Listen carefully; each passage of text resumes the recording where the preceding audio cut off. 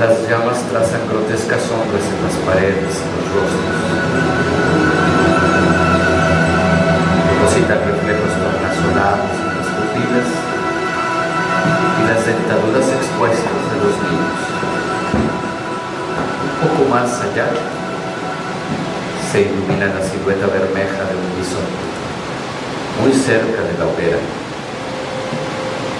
Un hombre improvisa una contorsión o una danza.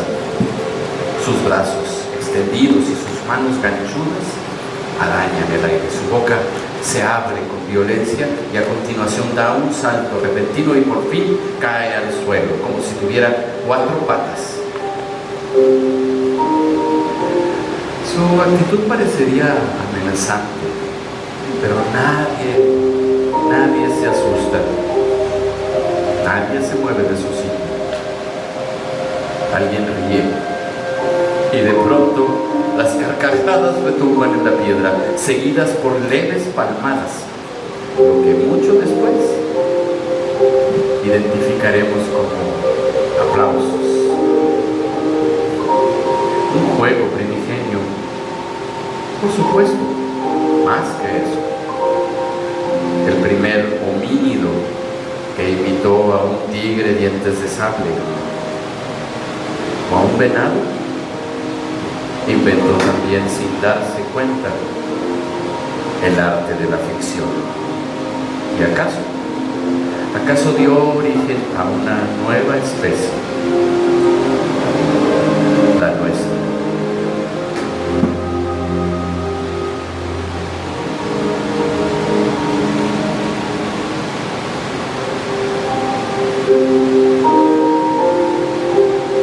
La evolución por selección natural es una de las cosas más brillantes y peligrosas que se le hayan ocurrido jamás a un humano, porque gracias a ella es posible explicar cualquier fenómeno biológico sin necesidad de recurrir a una fuerza ignota, a la intervención divina o a eso que los creyentes ahora llaman con implícita vergüenza diseño inteligente.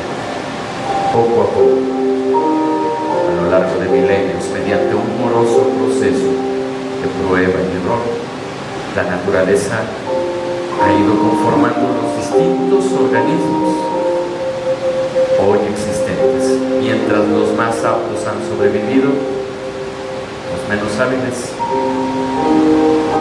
se han extinguido.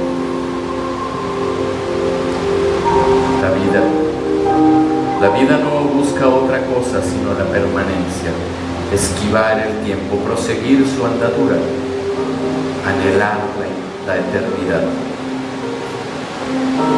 La entropía, la muerte lo impide por desgracia y solo unas cuantas variaciones han logrado conservarse. Estas son justamente las adaptaciones naturales, cambios ligeros que a la larga se convierten en mutaciones, en nuevas conductas que garantizan la supervivencia de quienes las practican. Hay quienes piensan que la ficción pertenece a esta familia, una invención impredecible para el bienestar de nuestra especie. Otros creen que se trata de un mero subproducto evolutivo, esto es, de una especie de sorpresa añadida a la enmarañada complejidad de nuestro cerebro. Todos los seres vivos no somos sino máquinas al servicio de los genes. Y esto se ha dicho, son los genes egoístas quienes, valga la metáfora, se empeñan en permanecer y adaptarse. Y para ello construyen contenedores que los albergan y a los que obligan a cumplir con esta titánica tarea. Somos esclavos de los genes.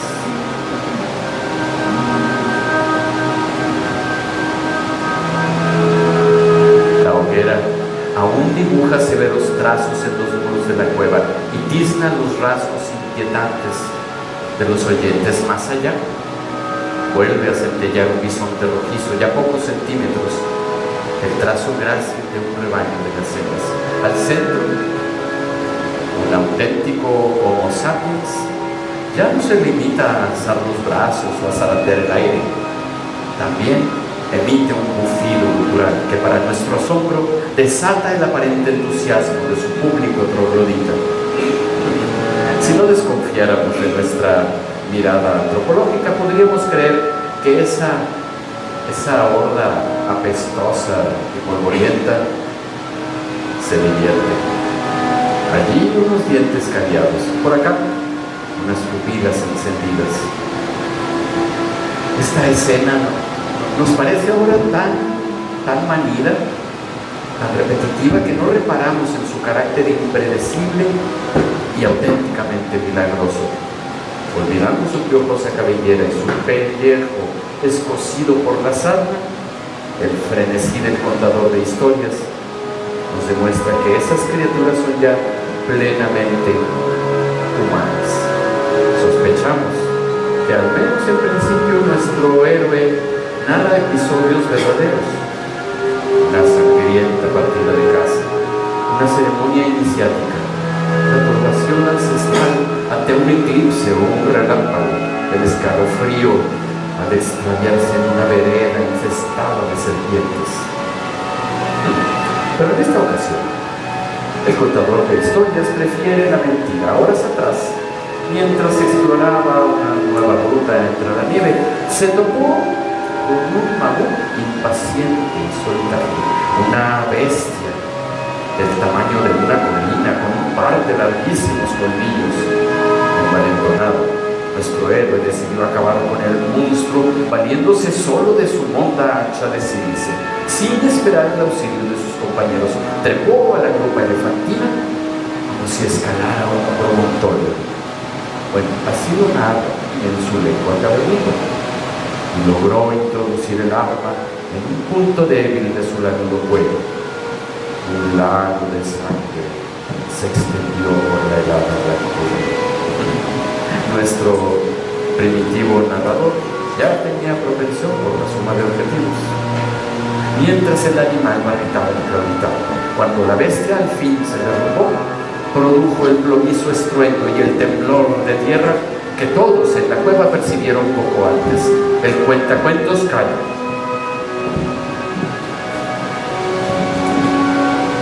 Hay unos segundos de incertidumbre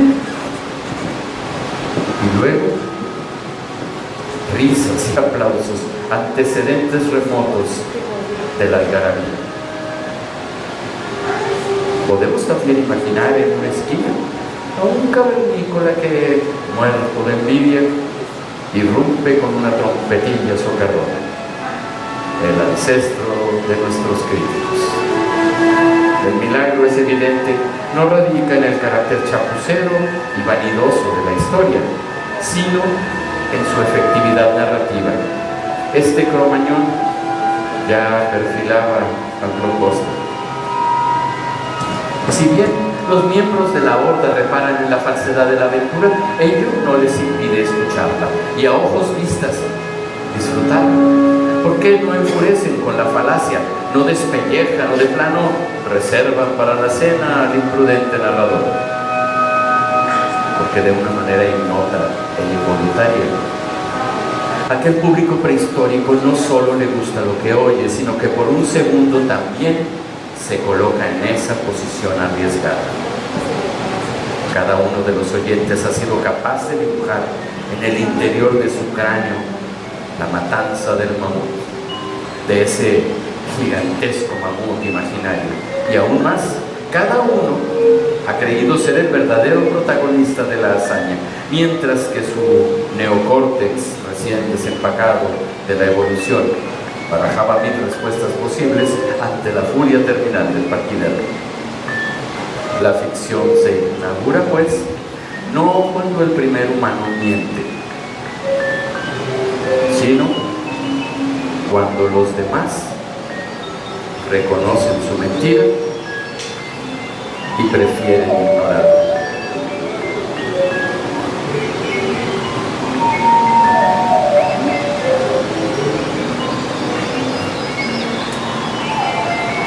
Algunos dirán que estas mentiras lo hacen subyugados por la belleza de la historia o por su fuerza narrativa o la vivacidad de los detalles. Todo ello, sin duda, contribuye a llamar la atención de los oyentes, pero significa fijarse en el brillo multicolor del envoltorio y olvidarse del regalo. Si este comportamiento se fija evolutivamente y si perdura, si nos complace tanto, es por una razón menos volátil. Aunque se trate de un mamut imaginario, se parece suficientemente a sus primos, los mamuts de carne y hueso, como para que valga la pena examinarlo con detalle y prever lo que uno haría en el no tan remoto caso de toparse con un mamut. Por presuntuoso que suene, quien ha combatido a decenas de mamuts de fantasía tiene más probabilidades de sobrevivir a la embestida de un mortero. Que quede claro, en ningún momento el cavernícola confunde realidad y fantasía. De hecho, otra adaptación evolutiva nos ha llevado a desarrollar muy sutiles mecanismos para detectar el engaño o la falacia. Las especies empeñadas en sobrevivir no consideran virtudes a la candidez o a la inocencia. Hemos sido diseñados para recelar a cada paso de los demás, para colocar en sus muecas y sus guiños las huellas de su mendacidad o su bajeza. Aprendemos a leer rostros para esquivar la hipocresía. Las ficciones no son falsedades comunes y corrientes, ni siquiera engaños asumidos a conciencia. Son simulacros de la realidad, que es otra cosa. Dicho o formulado más o menos de este modo, aunque la verdad es lo contrario de la mentira, la ficción no es lo contrario de la verdad. Si uno lo medita con cuidado, la razón es evidente. ¿De qué serviría a la humanidad solazarse con escenarios imposibles? ¡Qué pérdida de tiempo y energía! Y qué riesgo innecesario para la supervivencia de la especie. La ficción evolucionó, por el contrario, como el vasto reino de lo probable.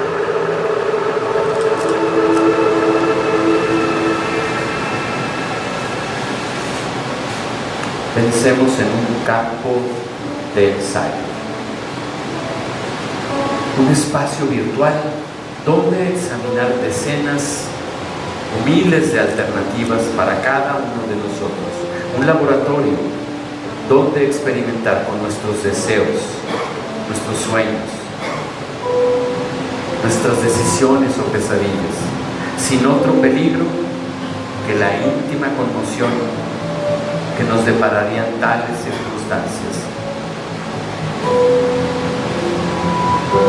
No se trata de que la situación sea por siempre similar.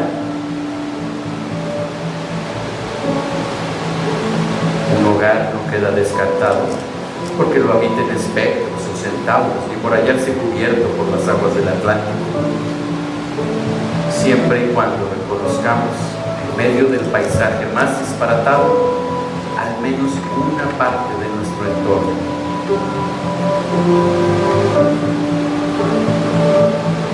Importa agotar lo desconocido, solucionar acertijos inéditos, descubrir las propias fallas y probar suerte con el enamoramiento, el fracaso, la demencia, la apatía.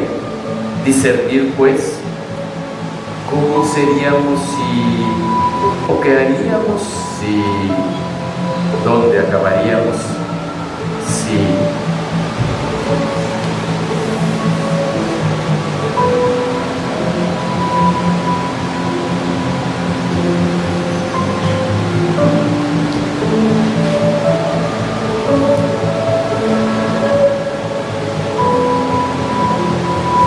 la conciencia se halla en la cima de una cadena ascendente en los niveles de abstracción.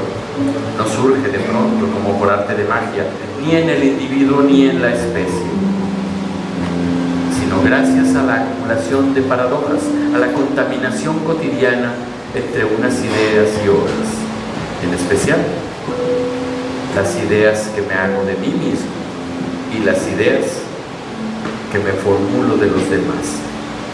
El yo no aparece de forma inmediata en el cerebro del recién nacido, sino que se despliega poco a poco hasta adquirir su tamaño adulto. Es imposible afirmar que los recién nacidos tengan conciencia al nacer. El cerebro aún es medio cerebro, pues carece de las ideas que habrán de transformarlo a partir de entonces.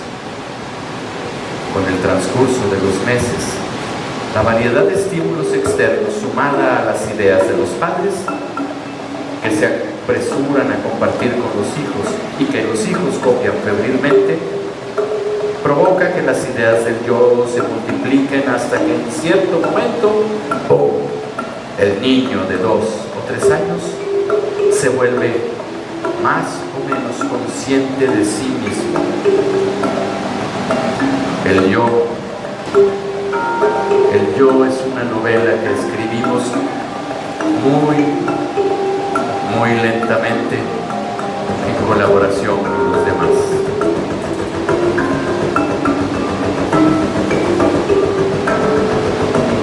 ¿Y los demás?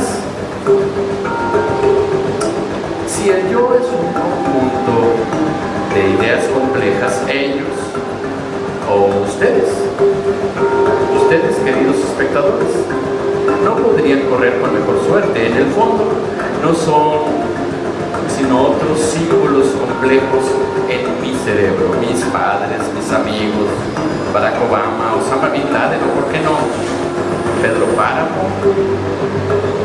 o cualquier otro personaje de novela. Todos son, en la misma medida, habitantes de mi mente. Todos son una parte de mí tan poderosa que, más allá de los delirios sobre la reencarnación, en realidad todos ustedes viven en mi interior.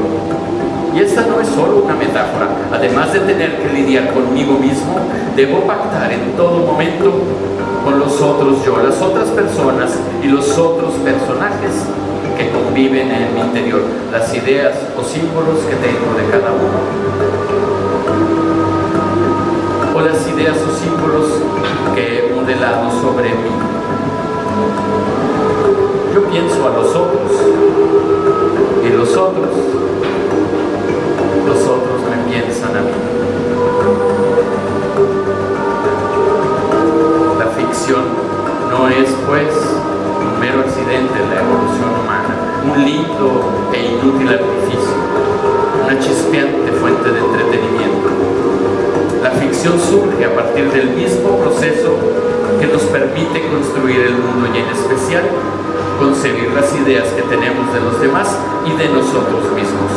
Invento mi yo, así como los yos de los demás, mediante un procedimiento análogo al que me permite concebir a un narrador en primera persona o describir la conducta y los pensamientos de un personaje de novela en tercera persona. Mal que nos pese, todos somos ficciones verdaderas. Si no fuese así,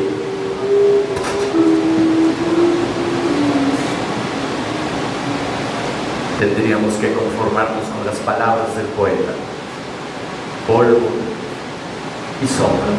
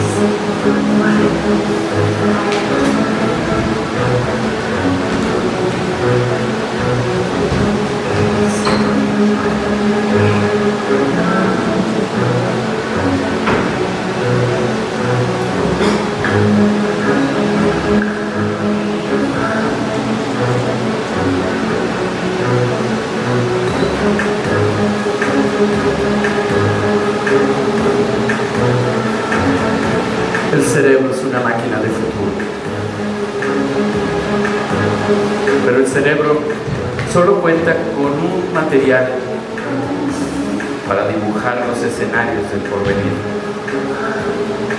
El pasado, por supuesto.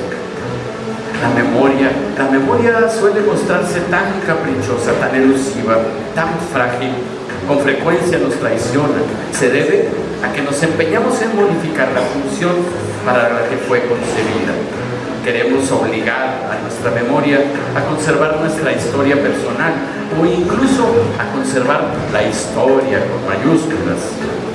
La memoria humana se comporta las más de las veces como un anciano archivista lleno de prejuicios, de manías. Es indiferente al rigor científico. Todos los días nuestra memoria clasifica los recuerdos en una jerarquía personal que para nada se corresponde con la relevancia que quisiéramos concederla. Solamente recordamos aquello que puede tener un posible uso posterior. No nos interesa conservar detalles menores, escenas específicas o minucias sentimentales, a menos que puedan servir para una posible reacción prospectiva. No olvidamos, debido a que nuestra memoria le falta espacio libre. No tenemos un disco duro. Al cerebro le preocupa fijar patrones potencialmente útiles y por tanto cada vez más generales. Si quiero recordar qué hice ayer, es probable que lo consiga con un alto grado de fidelidad. En cambio, si me propongo lo mismo con el sábado de la semana pasada o hace 10 años o el 20 de agosto del 96, quizás encontraré una idea vaga, muy clara, a menos que haya sido, por supuesto, un día especial. La fugacidad de la memoria está determinada en buena medida por este principio. Los recuerdos se desvanecen poco a poco y se tornan cada vez más lánguidos, más espectrales. A los seres humanos nos caracteriza el orgullo y la tosudez y nos empeñamos en revivir el pasado a partir de un olor, de una fotografía hecha a pedazos. Gracias a nuestra memoria basta con divisar la punta del iceberg para que de pronto terminemos aplastados por una gigantesca mole de recuerdos.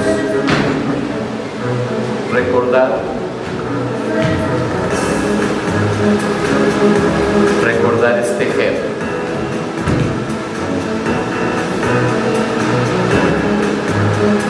El arte de la memoria. Podemos imaginar espacios mentales, bosques, jardines barrocos, castillos con cientos de habitantes y luego colocar por aquí o por allá, en el salón de baile o en lo alto de un risco, la idea que pretendo conservar, asegurando mi capacidad de recuperarla en el futuro. Y desde después emprendo el mismo recorrido mental. Regreso al salón de baile y me topo allí como por arte de magia con aquella figura que antes me costaba tanto trabajo recordar.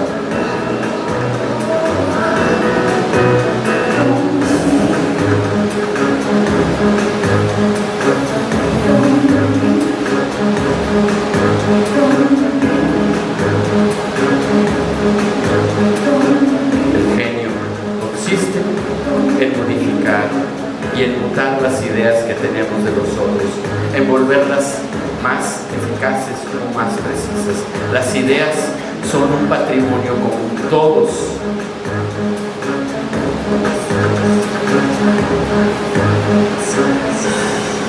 somos piratas.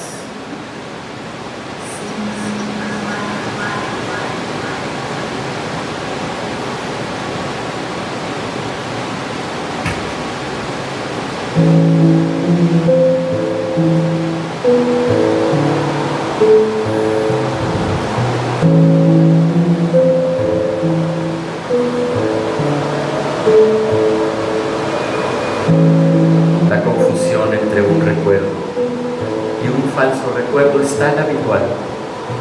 Entro por primera vez en una iglesia y de pronto creo que ya he estado antes en ese lugar, como si fuera una revelación o un sortilegio.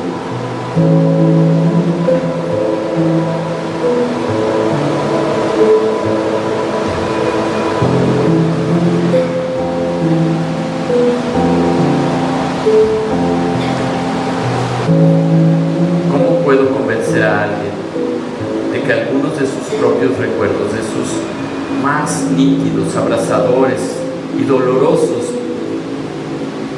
terribles recuerdos, no son más que espejismos?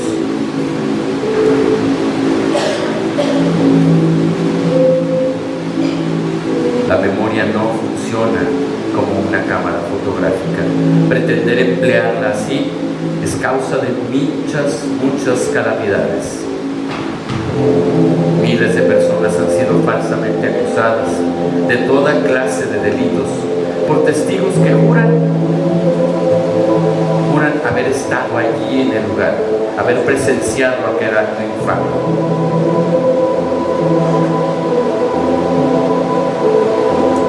Si la memoria me engaña, es porque poseo una conciencia que al recordar los hechos los trastoca de forma interesada. Otra vez, el cerebro no es un atiborrado desván de cachivaches. Resucitar un suceso, o sería mejor decir, reconstruirlo.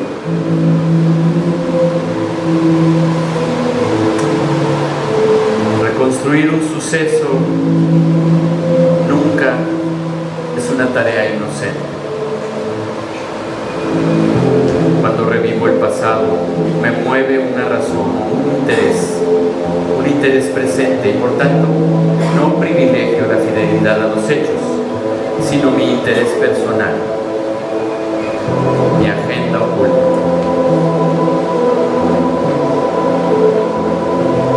Como invención suprema del cerebro, el yo necesita coherencia y estabilidad a la hora de rememorar la historia. Cada uno ajustamos esa historia a nuestra propia conveniencia y en ocasiones puede llegar a alterar por completo esa memoria. Alteramos completamente nuestra memoria sin necesidad de mentirlo.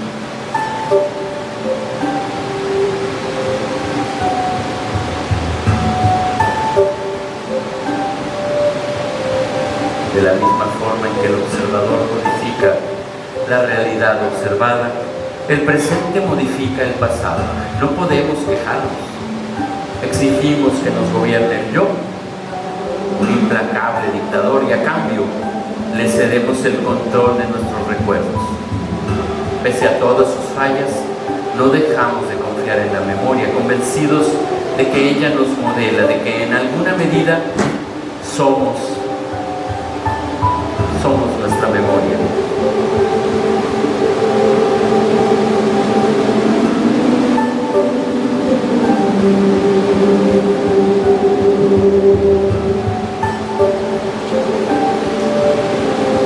El yo es un invento genial de nuestra especie, es nuestra historia personal.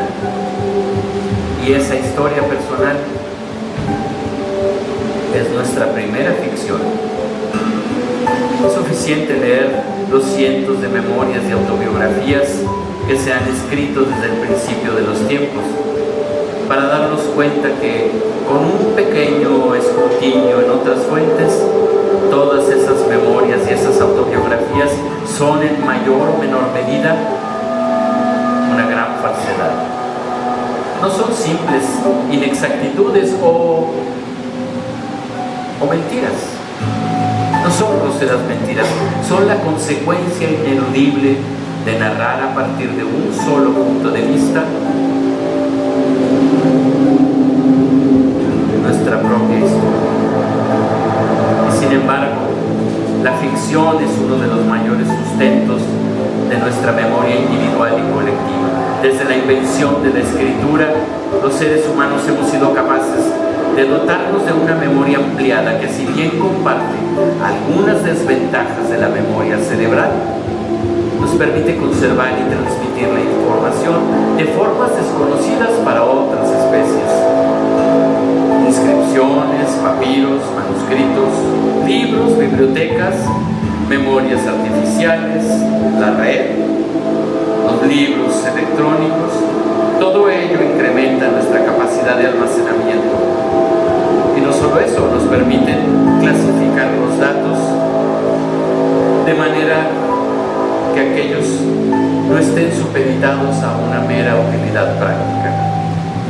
Quien no conoce su historia está obligado a repetirla.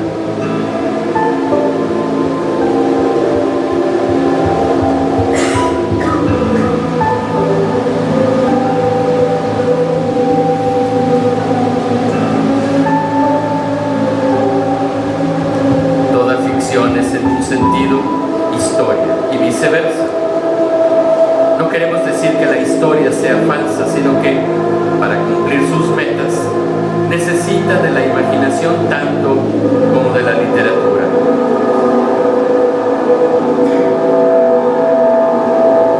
La ficción plantea escenarios más o menos posibles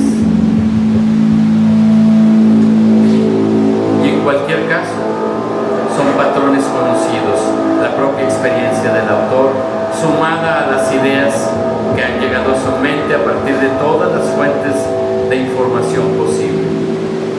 Y si ello no es una verdadera situación milagrosa, entonces nada lo es.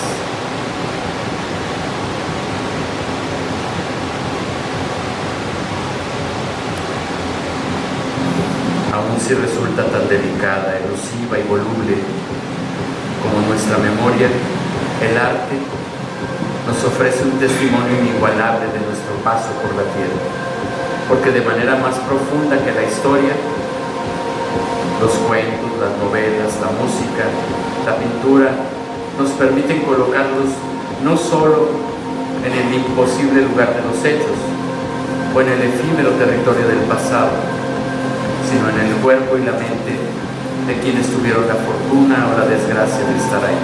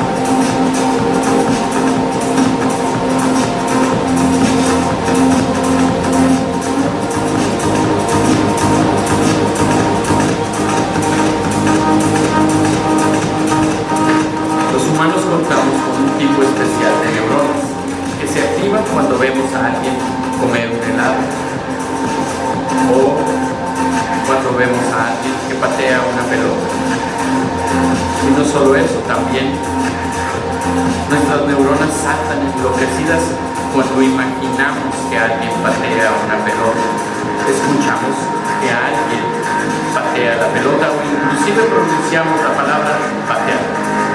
La evolución nos entregó una herramienta que nos lleva a reconocer los actos ajenos como si fueran propios.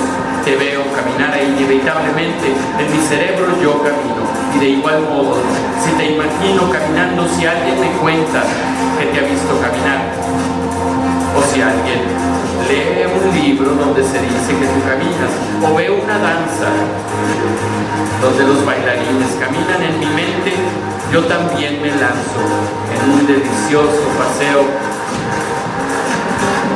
o en una extraordinaria danza.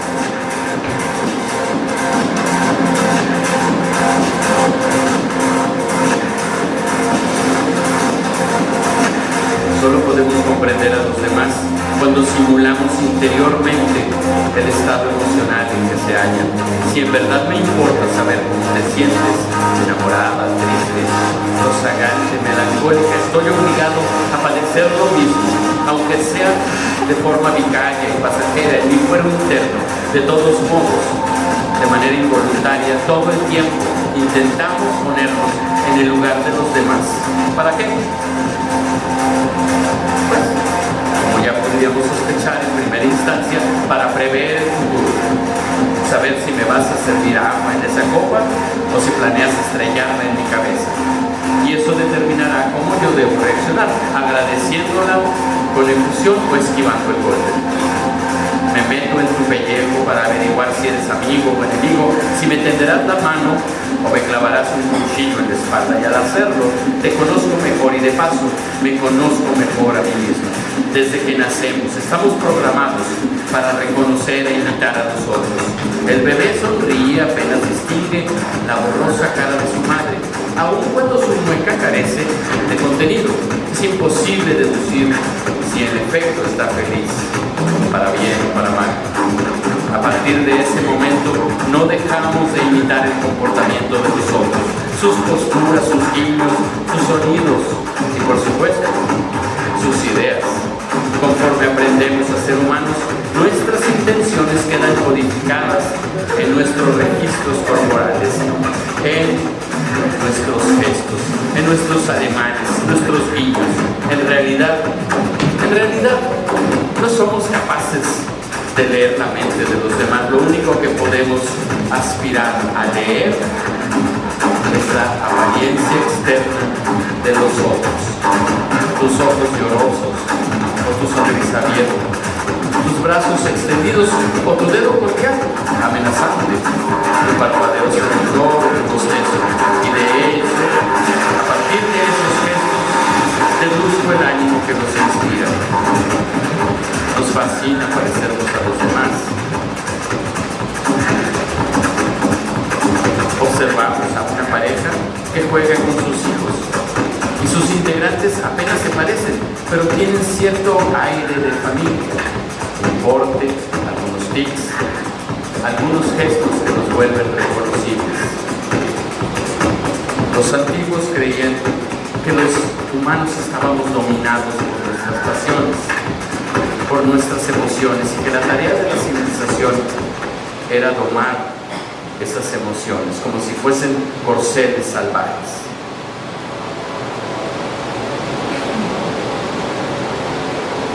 Las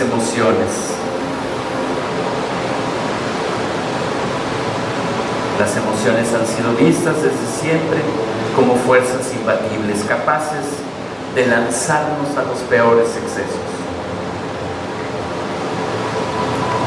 Es una percepción no tan exagerada. Las emociones no derivan de un impulso racional, sino de la predisposición a reaccionar de forma expedita ante las amenazas externas.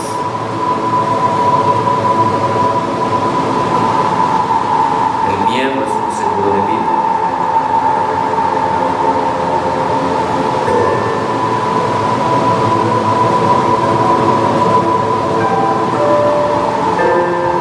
Siempre que me confronto con otro ser humano, ocurre lo mismo. Primero, distingo ciertos ademanes, ciertas muecas, algunas posturas, y mis neuronas se activan.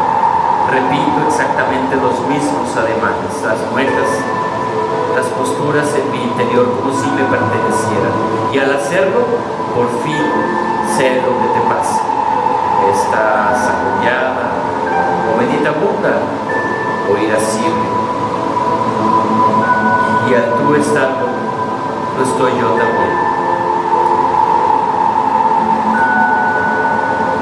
Y a continuación buscaré consolarte, o te dejaré en paz, o huiré de ti.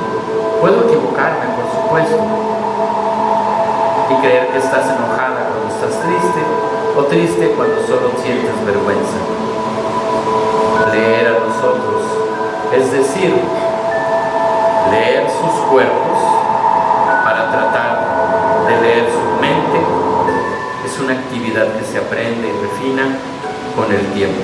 Tras observar a cientos o miles de personas, o con mucho detalle, observar a una sola persona, a ti.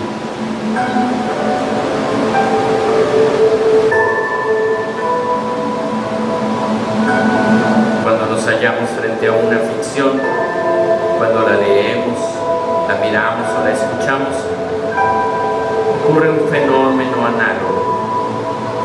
Para el cerebro, las imágenes mentales son siempre equivalentes.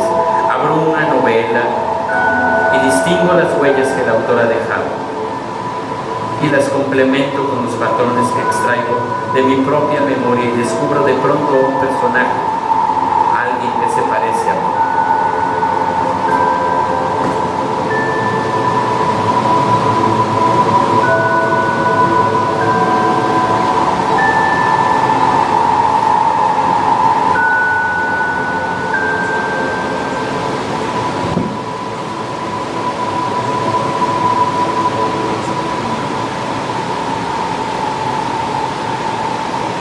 Entre muchas otras cosas, guardianes de la memoria, transmisores de idea, patrones, breviarios del futuro, la ficción también funciona como una máquina de emociones. Adentrarse en una película o escuchar con atención una sinfonía o una pieza de teatro o una danza es como subirse en una montaña rusa emocional. Saltamos de un personaje a otro y a veces contra nuestra voluntad sufrimos, amamos, gozamos, nos enaltecemos o nos paralizamos con cada uno de ellos. La ficción nos inocula de pronto el síndrome de personalidad múltiple, esa personalidad múltiple que me permite estremecerme casi simultáneamente como aquel y como él aquel otro, uno sin parar con el otro. No solo soy el personaje principal, sino también su antagonista y los personajes secundarios.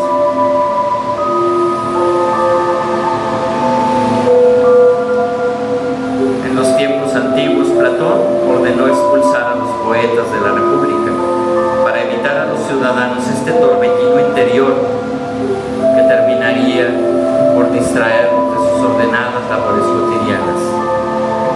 No entendía que las emociones provocadas por la ficción o por la poesía nos enseñan a ser auténticamente humanos. Los regímenes totalitarios se empeñan en sancionar y regular la ficción para tener ciudadanos fáciles de moldear, manejables, previsibles.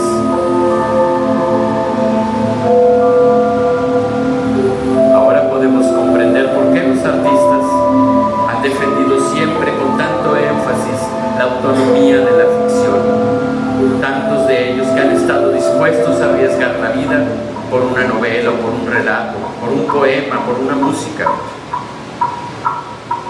porque es una de las mayores conquistas de nuestra especie, la posibilidad de experimentar en carne propia, sin ningún límite, todas las variedades de la experiencia humana. La libertad de la ficción es siempre la medida de nuestra libertad individual.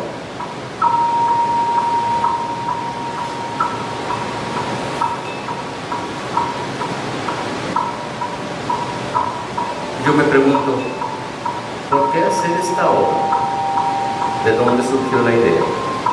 ¿Apareció de pronto, así, en alguna esquina de mi mente?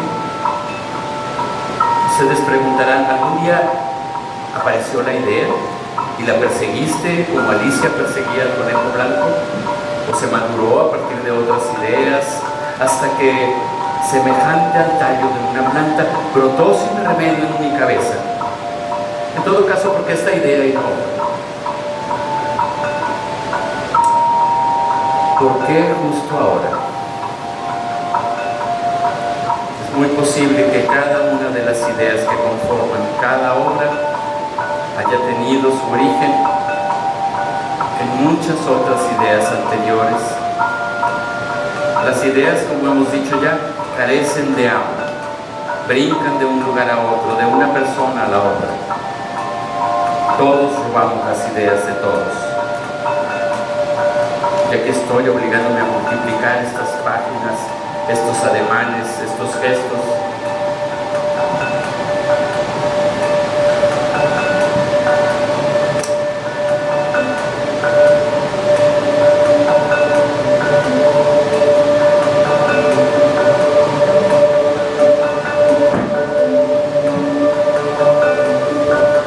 ¿Por qué hacer una obra como esta? Bueno, más allá de todas las posibles respuestas, lo hago porque quiero paladear otras conciencias, otras emociones, tener otras memorias, y quiero llevarlas hasta el límite. La ficción es un deporte peligroso, es un deporte extremo, terriblemente egoísta. Hago obras porque quiero que otros, ustedes, mis hipócritas espectadores, mis semejantes, mis hermanos, quiero que vivan mis ideas, o al menos las ideas que yo he ido amalgamando. Quiero que las vivan con la misma intensidad que yo. Quiero que mis historias se vuelvan suyas y que se las contagien a sus familiares, a sus amigos, a sus vecinos. Quiero que mis personajes se vuelvan tan reales,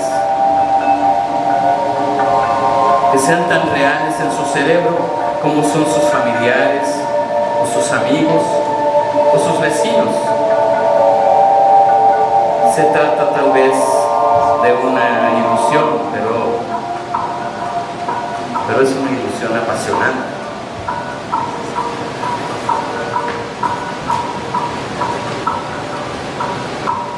Solo soy yo.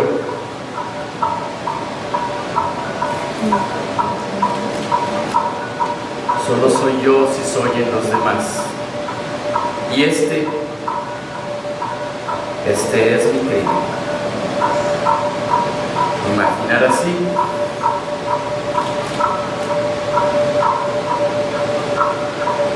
imaginar que